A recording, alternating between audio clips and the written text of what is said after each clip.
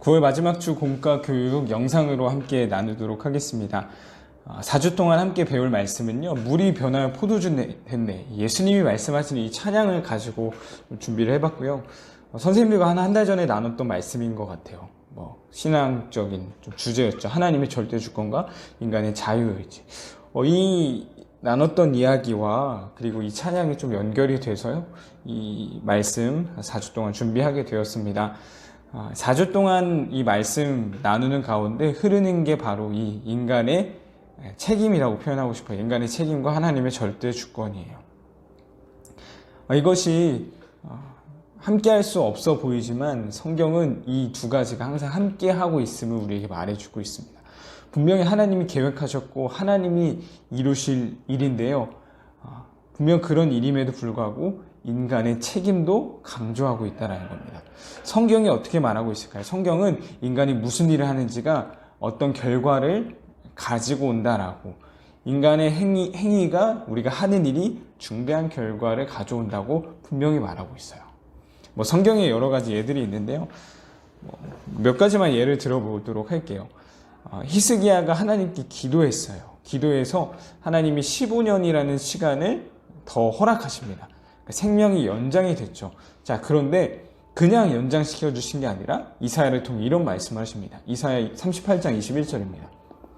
이사야가 이르기를 한 뭉치 무화과를 가져다가 종초에 붙이면 왕이 나으리라 하였고, 무화과로 만든 연고를요, 무화과로 연고를 만들어서 붙이면 나을 거다라는 거예요. 자, 분명 하나님의 절대적인 주권이 선포되었죠.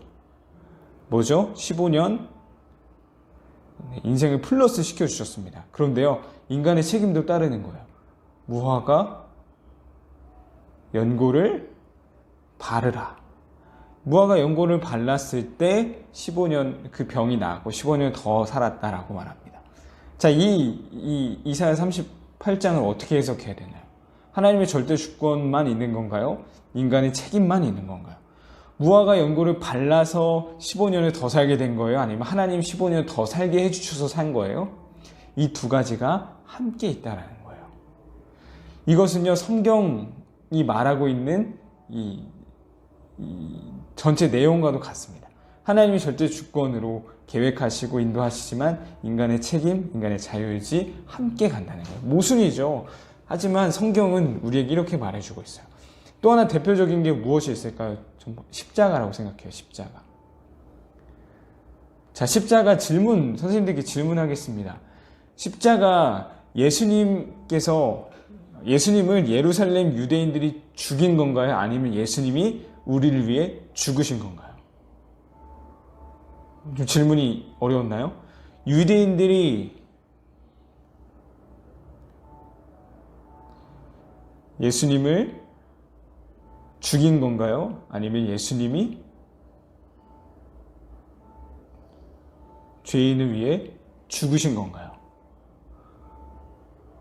자, 이 두 가지가 같이 있는 거예요. 이쪽에서 본다면 예수님은 유대인에 의해서 죽임을 당하는 것이죠. 우리 사도행전 베드로의 설교에서도 말했었습니다. 예루살렘 유대인들 당신들이 죽인 겁니다 했을 때 바로 이거예요. 예수님은 죽임을 당하신 거예요. 하지만 예수님은 스스로 그 십자가에서 우리를 위해 죽으시기도 한 것입니다. 이 두 가지가 함께 가고 있다는 거예요. 4주 동안 함께 나눌 말씀의 주제가 바로 이것입니다. 하나님은 분명 하나님의 계획하신 대로 이끌어 가실 거예요. 하지만 인간의 책임, 인간의 의지도 분명히 함께 가고 있다는 겁니다. 그 말씀의 주제를 가지고 우리가 첫 번째로 살펴볼 게 바로 이 가나의 혼인잔치 이야기입니다. 지우도록 할게요. 가나의 혼인잔치 이야기, 하나님의 어떠한 절대적인 주권이 있었는지, 또 인간의 어떤 책임, 인간의 의지가 있었는지 함께 보도록 하겠습니다. 이런 내용을 막 설교 시간에 제가 하진 않고요. 제가 좀 더 중점으로 보려고 하는 건 여기서 나오는 하인들, 일꾼들의 반응, 그리고 바디메오의 반응, 이런 인간의 책임에 대한 관점에서 더 집중해서 보려고 합니다. 먼저 들어가기예요. 들어가기. 추석 명절 어떻게 보냈는지 아이들과 나눠보시면 좋겠습니다. 아이들의 가장 얘기거리는 용돈이죠. 네.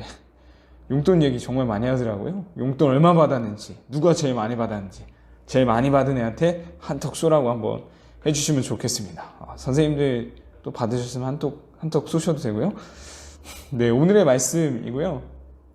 네, 물이 변하여 포도주 됐네. 이게 흑백으로 프린트가 될 예정이어서 이렇게 잘 나올 줄 모르겠는데요. 네, 이 그림 가지고 와봤습니다. 오늘의 말씀에는 제가 이 설교의 내용이 아니라 그 성경의 내용을 요약한 거예요. 여기에는 적용, 메시지는 없습니다. 오로지 성경 이야기예요. 네, 성경 이야기만 담겨 있고요. 선생님들이 다시 한번 리마인드 시켜주셔도 되고, 아이들과 나눠서 읽으셔도 되고, 아니면 성경 이야기가 우리는 다 알고 있다, 선생님들도 굳이 다시 한번 하지 않아도 된다라고 하면 이 부분 넘어가셔도 상관없습니다. 네, 바로 넘어가셔서 이 질문과 나눔으로 가셔도 상관없을 것 같아요. 첫 번째 질문입니다. 예수님이 참여한 결혼식에 생긴 문제는 무엇이었죠? 포도주였어요. 포도주가 떨어진 것이 문제였죠. 당시 이스라엘 결혼은요, 길면 일주일이나 했다고 해요. 일주일. 그리고 가장 중요한 게 포도주였다고 합니다. 포도주는 끊이지 않았어야 하고요. 포도주가 없는 잔치는 기쁨이 없는 잔치다, 이렇게도 표현을 할 수 있을 것 같아요. 그만큼 포도주가 굉장히 중요한 역할을 했던 거죠. 근데 그 포도주가 떨어진, 이건 굉장히 큰 문제인 거예요. 근데 결혼식에 이게 첫 번째 질문의 답이고요. 예수님께서 일꾼들에게 하신 명령은 무엇인가? 이전에 마리아의 말이 먼저 있죠. 마리아가 예수님의 말을 듣고 하인들에게 예수님이 하는 말 그대로 행해라, 그 단락은 제가 점프하고 그 다음에 예수님 일꾼들에게 바로 하시는 명령으로 넘어간 것입니다. 예수님이 일꾼들에게 하신 명령 두 가지로 볼 수 있을 것 같아요. 첫 번째는 항아리, 물 채우라. 이 항아리는 당시 발 씻는 용도, 이 정도는 다 알고 계시죠? 당시 팔레스타인 지역이어서. 두 번째, 이 물을 가져다 주라라고 합니다. 여기서 이 일꾼들, 하인들의 입장에서 생각해 볼게요. 예수님의 말 그대로 해라, 마리아가 먼저 말했죠. 그 말이 없었다면 아마 이 두 가지 순종했을지 모르겠어요. 항아리 물을 채우라. 갑자기 뜬금없이 항아리 물을 채우라고 하는 거예요. 여기까지는 그래도 할 수 있을 것 같아요. 근데 그 물을 가져다 주라라고 합니다. 사실 이해가 안 되죠. 채운 물을 어떻게 하려고 지금 잔치하고 있는데 갖다 주라고 하는 거야 라고 생각 충분히 할 수 있을 거예요. 근데 예수님 말대로 해 라고 했기 때문에 그 명령에 순종해서 가져다 주게 되죠. 근데 그 가져다 줬을 때 놀라운 일이 벌어집니다. 그게 바로 3번 질문입니다.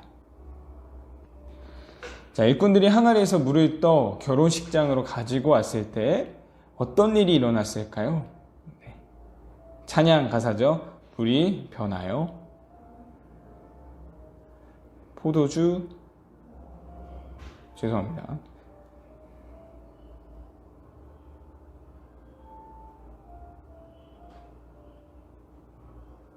물이 변해서 포도주가 됐습니다. 요한복음 2장 9절을 보면요, 이렇게 나와 있습니다. 연회장은 물로 된 포도주를 맛보고 너 어디서 났는지 알지 못하되 물 떠온 하인들은 알더라. 여기서 주목해 보고자 하는 게 바로 2장 9절이에요. 물 떠온 하인들은 알더라. 무엇을 알았다는 건가요? 예수님이 이 기적을 행하셨다는 것, 물이 포도주로 변했다는 걸 이 하인들은 알았다는 거예요. 하인들이 어떻게 알 수 있었을까요? 바로 순종입니다. 순종. 이해되지 않았지만요, 순종한 거예요. 자, 오늘 이 이야기에서 하나님의 주권과 인간의 책임 무엇이 있을까요?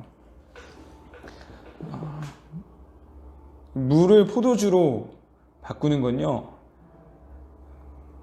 하나님의 이 주권이에요. 하나님만이 하실 수 있는 일입니다. 완전히 새로운 것을 행하시는 거잖아요. 새로운 무에서 유를 창조하신 그런 기적이에요. 이 기적이 언제 일어났다는 거예요? 하인들의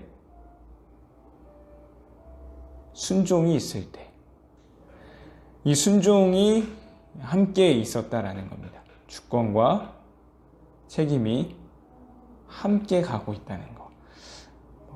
네, 이 정도만 기억해도 네, 괜찮을 것 같아요. 모기가 날아다니네요, 자꾸.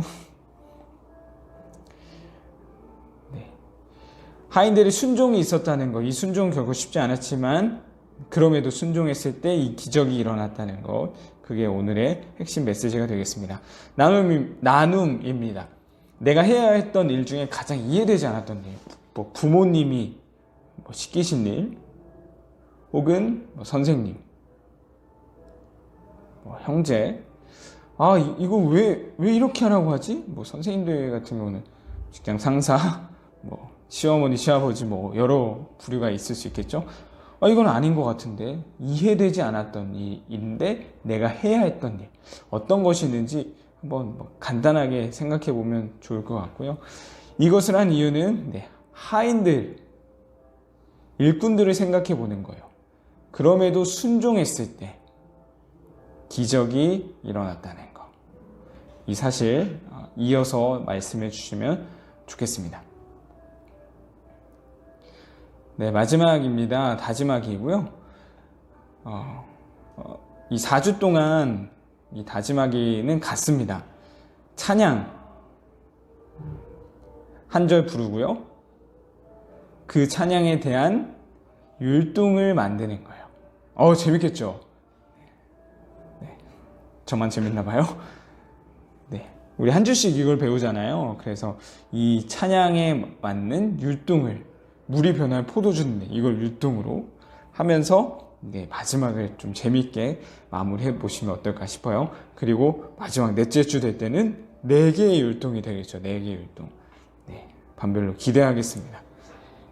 네, 공과 교육 여기서 마치도록 하겠습니다.